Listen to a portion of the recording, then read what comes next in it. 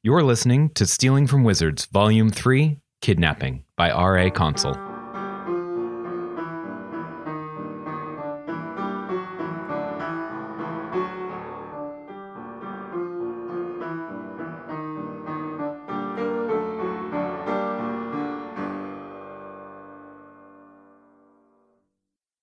Chapter 8. The Coup d'etat. It took nearly a week for Kuro to find a way to talk to his friends about his concerns without raising suspicions about his true motive. If Charlie had the slightest inkling that he knew something about the heir to the Summer Throne that he hadn't shared, he would never hear the end of it. He didn't like keeping secrets from them, but he took comfort in the belief that they would support his secrecy if they understood it. He even considered that they might be keeping parts of the same secret. It was laughably unlikely, but not impossible. Arthur was closer to Talon Dubois than possibly anyone else in the realm, and was fiercely loyal to the man. If he had, even by chance, gotten access to key information about the heir, he'd take it to his grave if his adoptive father asked him to. As a Blandlander, Marie was unlikely to know anything they didn't. Yet, being an outsider gave her a perspective the others lacked, an ability to see details and patterns with fresh eyes. She might, long ago, have worked out hidden truths in details overlooked by Fairy Realm natives. Charlie was the last person anyone would trust with a secret. She loudly shared every thought and feeling as it passed through her head, without consideration for time, place, or audience. Yet she had carried both his and Arthur's secrets with her for months without a hint of a leak. She was an open book, but she had torn out at least a few pages in the past. How many more might she be hiding? He used these arguments to convince himself that his knowledge was the right kind of secret. It would keep someone innocent safe. That was a fine departure from most secrets he'd kept over his life, which had only protected monsters and villains. Maintaining absolute secrecy, however, posed a problem in that he couldn't discuss his worries with anyone. The only person he could be sure knew something about the heir was Dubois, and he had no desire to correspond with him. So, if he wanted to admit to his friends that he had worries about the trip, and ensure that Dubois knew about the risk, he needed a cunning plan. An idea struck him as he was gathering ingredients for a density draft, which would counteract the buoyancy brew he was going to use to float up to the high school. His epiphany had nothing to do with the sap of the tungsten wood trees he was collecting. It was merely that the cool quiet of the spring forest and an exceptionally slow and menial task provided his mind time to wander. As was its habit when left to its own devices, it found some anxiety to latch onto. A question formed in his mind that threatened to plague his every thought. Would he even be allowed to go? Comforted by his old comrade, gut-churning dread, he returned to Autumn Lodge with a genuine inquiry that carried an ulterior motive. He found his friends outside helping Marie with her project. Arthur was consulting the book and making corrections to her form, while Charlie worked alongside Marie so they could trade notes on any breakthroughs they made, and they had apparently had some success in that regard. As they noticed his approach, Charlie adopted a dramatic posture. She placed her fists firmly on her hips, thrust out her chin and chest, and gazed into the middle distance as if posing for a portrait, demanding a reaction from him. He debated whether to give her what she wanted. The golden horn extending from her forehead was indeed marvelous, a perfect replica of Henrietta's. But if he always let Charlie's tomfoolery distract him, he'd never get anything done, and something more pressing was already in the process of distracting him. "How did you get here?" he asked, gesturing to the raccoon, who was apparently reading over Arthur's shoulder. "Autolycus has been helping," Charlie explained. "Can you guess what we've been doing?" She gave him a manic grin and wobbled her head to draw attention to her gleaming forehead decor. "But how did he get here?" demanded Kuro. "I left him sleeping in my bed, and he can't leave the lodge on his own. Salt bricks! He can only get past them inside my bag." His friends looked between each other blankly, while his familiar pretended innocence by scrounging in the leaf litter for grubs to eat, as though he were an entirely ordinary raccoon. Kuro tried to imitate a McCutcheonian glare that promised the issue was not closed, but Autolycus ignored him. Unwilling to let his frustrating familiar distract him from his intended purpose, he grumbled and moved on. "Arthur, does your dad know about the trip to New Camelot?"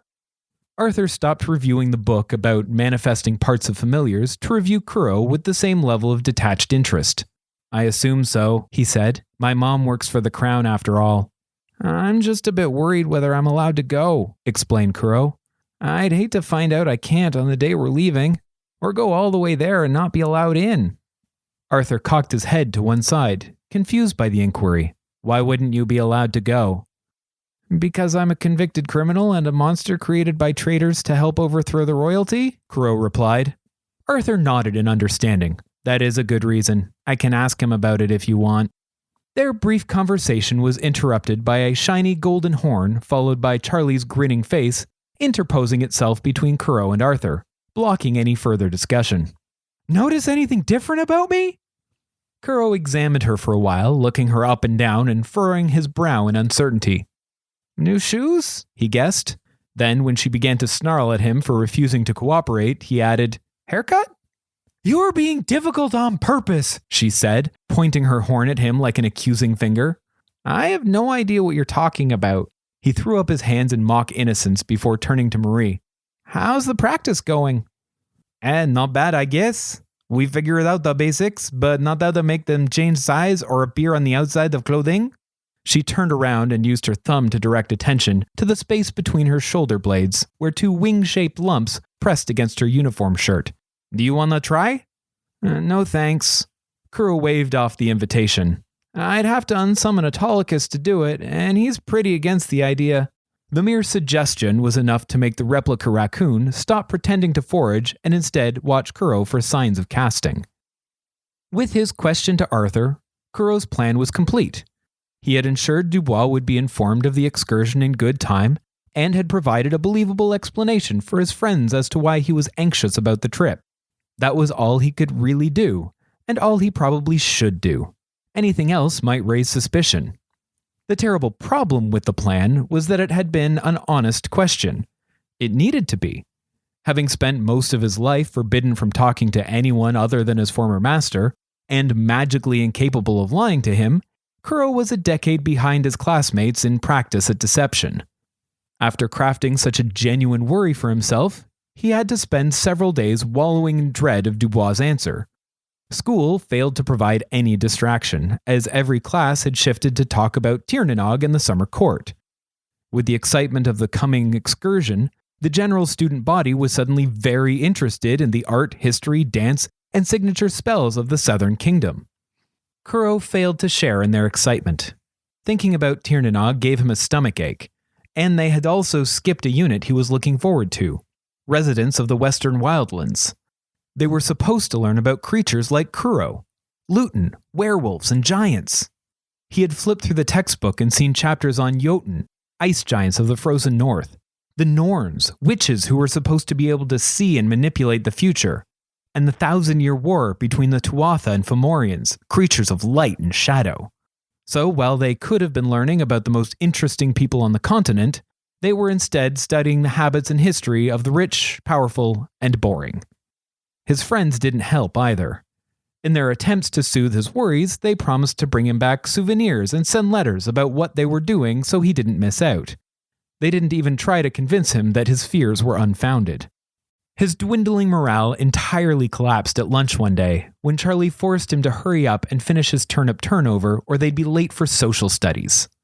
The evil force that had overtaken the minds and bodies of the students of Avalon was so pervasive that it had caused even Charlie to care about not just attending class, but being on time for it, and for social studies of all things. He slid from his seat to bemoan the horrors of the world in private beneath the table, but his friends would not allow it. He was hauled outside and tossed over a freshly conjured Henrietta's back.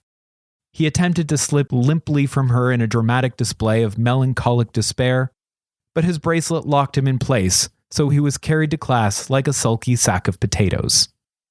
At long last, we'll be talking about the coup d'etat, explained Mr. Wittershins, affecting a solemn tone. He clasped his hands together and lowered his head in recognition of the greatest tragedy in living memory. His somber respect for the weighty subject was met with cheers and cries of, "Finally!" and "It's about time!" The teacher was taken aback by their enthusiasm.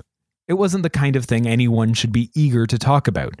People had died, some of them family members of kids at the school. Looking around the room, Crow noticed a few others who weren't keen on the subject, sitting quietly while others demanded a thrilling tale. Widdershins let the class expend some of its energy before turning the question on them.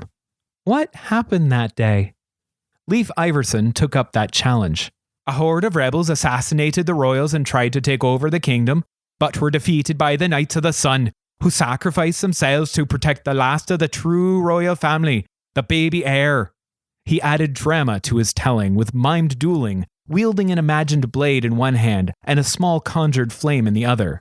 But the evil Marquis, Claudius Roche, used the battles to sneak in and swap the heir with a changeling, who would have grown up to be king if not for Knight Commander Talien Dubois sniffing out the impostor. Widdershins gave a small clap for Leif's performance. Very good, he said. I think I'm familiar with your source. I've also read Equinox of Blood. Great comics. Really love the art style, but they do play a little fast and loose with the facts, I'm afraid. For one, to the best of my knowledge, Roche did not retreat to a skull-shaped fortress on a volcano, nor is there convincing evidence that he trained the true heir of the Tirnanog crown to be a ninja assassin. He waited for the laughter to die down before continuing. Some of the true details nobody knows. For example, who can tell me when the heir was replaced by a changeling? During the battle, sneered Evelyn Lemieux, with a dismissive confidence for which only the finest nobles receive training. Everyone knows that? Widdershins nodded along appreciatively for the insight. Was it?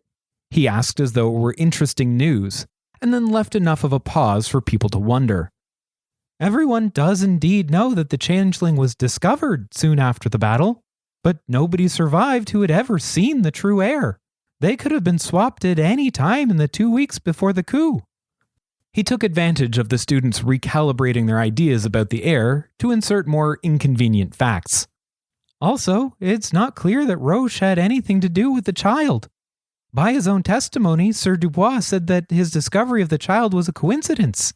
He found the changeling while tracking the scent of a pirate believed to be associated with Roche, not even Roche himself. The class was rapidly losing enthusiasm for the subject as he dismantled the tidy and romantic version with which they were familiar. But he pressed on. Another question, a more important one. Why did it happen? The certainty had drained from the room, and it took some time for anyone to brave a guess. To overthrow the Summer Throne? Ventured Morgana Greenwood. Widdershins presented her with 2 thumbs up. Yes, excellent, correct, but why? That was met with complete confusion. Wasn't that enough? Charles Tewkbury III decided it was time that the expertise of proper Tirnanog nobility step in and guide his befuddled peers. So Roche could take the throne, he explained. Your father's an earl, correct? Widdershins confirmed. Would he accept a disgraced minor Acadian noble as the king of Tirnanog? Charles gave a scowl in response. Without bothering to answer his original question, the teacher moved on to a new one. He started making small lines on the chalkboard, marking out groups of 4 short verticals, then crossing them with a 5th. How many casualties were there? With almost one voice, the Summerhill residents recited, 39 lost, 1 missing. Correct! That is how many wizards perished, said Widdershins, still adding marks to the board. How many on the other side? He received only mumbles of uncertainty, quieter than the clacking of the chalk. Tick, tick, tick, tick, slash.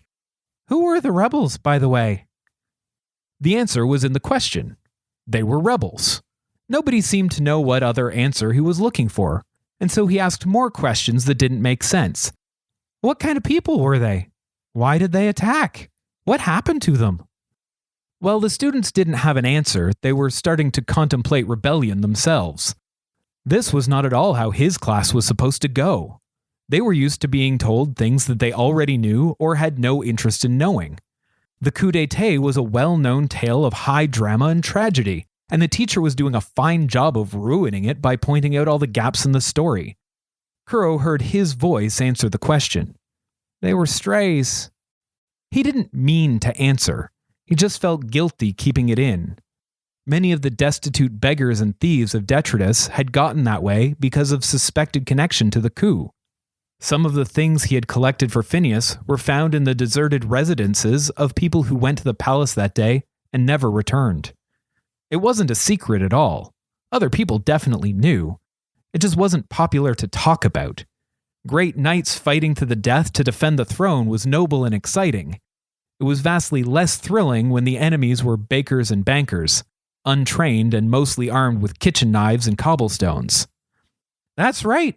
Most of the rebels were strays, confirmed Widdershins as he gestured to the board, now almost completely filled with tally marks. Convinced through lies and sorcery that they needed to overthrow the summer court. That is the only known connection of Claudius Roche to the event. He orchestrated the deception. But why did he do it? Demanded Magnus Singh. Widdershins shrugged. Nobody really knows. His co-conspirators have a dozen different reasons they believed they were doing it. Some thought it was about bringing democracy to the Confederation. Others claimed it was meant to scare the Summer Court into killing or exiling the strays. One claim was that the Summer Court held the key to making strays into wizards but were hiding it. Some, of course, think it's all about the heir. Others think it's just Roche getting petty revenge for having his title stripped from him over illegal experiments. Kuro knew another reason, but he couldn't say. Phineas had told him during a liquor-soaked rant that the whole thing happened a day early. It was supposed to be much bigger, eliminating the royalty of all three kingdoms during the presentation of the heir, opening up opportunities for people like Phineas to gain power, while getting rid of a swath of Blandlanders polluting the kingdom. He now wondered if that was just another deception used to get Phineas to play along. The closest thing we have to an explanation from him are the words he leaves behind, burned into the floor of the throne room, his old lab, his abandoned manor, a pirate ship, and so on. Whenever he evades capture, Widdershins concluded, J'ai gagné. I won. Thank you for listening to Stealing from Wizards. If you liked our show, please consider rating or reviewing on iTunes. If you want to support this podcast or just can't wait for the next chapter, the full book is available on Amazon, Kobo, and Indigo. Our theme music was written by Camille Saint-Saëns, transcribed by Franz Liszt, performed by Rebecca Verdun, and used with permission. This episode was produced by Jim Tigwell.